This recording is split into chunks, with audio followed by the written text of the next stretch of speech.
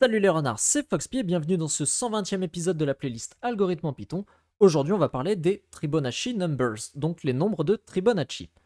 Alors, vous connaissez peut-être la suite de Fibonacci où les éléments évoluent en faisant la somme des deux éléments précédents. Là, dans la suite de Fibonacci, la suite va évoluer en faisant la somme des trois éléments précédents. Donc, nous avons une liste.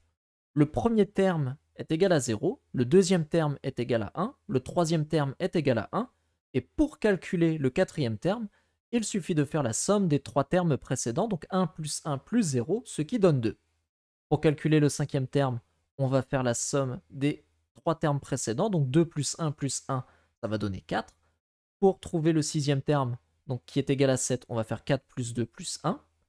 Pour trouver le septième terme, on va faire 7 plus 4 plus 2, donc ça donne 13. Et là, si jamais nous devions calculer le huitième terme, nous ferions 13 plus 7 plus 4, donc 13 plus 7, 20 plus 4, 24. Le huitième terme serait 24. Et ainsi de suite, hein, on peut continuer jusqu'à l'infini. Donc, on veut une méthode qui prend en paramètre le nombre n, et cette méthode doit renvoyer, alors, la suite de Fibonacci ou le nème terme. Après, on peut faire un petit peu ce qu'on veut avec la méthode, donc c'est ce qu'on va faire dès maintenant. Cette méthode, je vais la définir ici et je vais l'appeler Fibonacci, donc elle va prendre en paramètre le n dont je vous ai parlé précédemment. On va instancier ici notre liste des premiers éléments. Donc rappelez-vous, c'est le 0, le 1 et le 1. Le 0 étant le premier terme, ce 1 étant le deuxième terme et ce 1 étant le troisième terme. Et maintenant, on va faire une boucle while. Tant que la longueur de notre liste est inférieure à n, on va continuer. Donc on va faire nums.append, la somme de nums, et là entre crochets, -3 double point. Alors expliquons un petit peu comment ça fonctionne. Cette écriture, la nums-3 double point, on va commencer par ça. Créons une liste A qui est égale à 1, 2, 3, 4, 5, 6, 7, 8, 9. Admettons que je veuille récupérer le troisième élément en partant de la fin. Eh bien en Python, pour le faire, on a une écriture, on fait A de -3. Ça, vous voyez, ça me donne le 7. Si je voulais récupérer le dernier élément, je ferais A de -1, ça me donnerait 9. Et si on veut récupérer tous les éléments qui sont après, il suffit d'ajouter un double point. Là, je vais récupérer tous les éléments à partir du troisième élément en partant de la fin. Donc, ça va nous donner 7, 8, 9. Ce que l'on fait ici avec nums, c'est qu'on va récupérer les trois derniers éléments de nums et on va en faire la somme grâce à la méthode somme. Vous voyez ici que j'ai 7, 8, 9. Si j'applique la méthode somme à A de -3 double point, ça va faire 7 plus 8, 15 plus 9, 24. Et là, j'exécute, ça donne bien 24.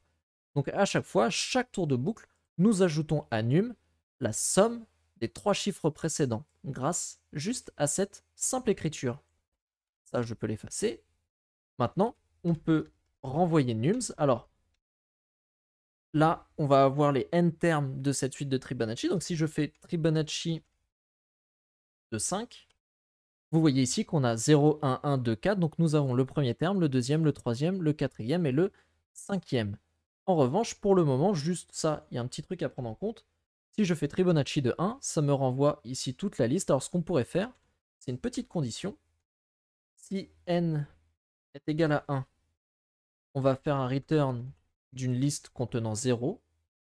Si n est égal à 2 ou n est égal à 3, non, bah non, on ne renvoie pas la même liste. Si n est égal à 2, on fait un return de 0, 1. Et si n est égal à 3, on fait un return de 0, 1, 1. Simplement. Là même, je pense que ce elif, il n'est pas indispensable. Oui, donc on peut l'enlever. Voilà, comme ceci. Donc là, nous avons les n éléments, donc je pourrais taper 10.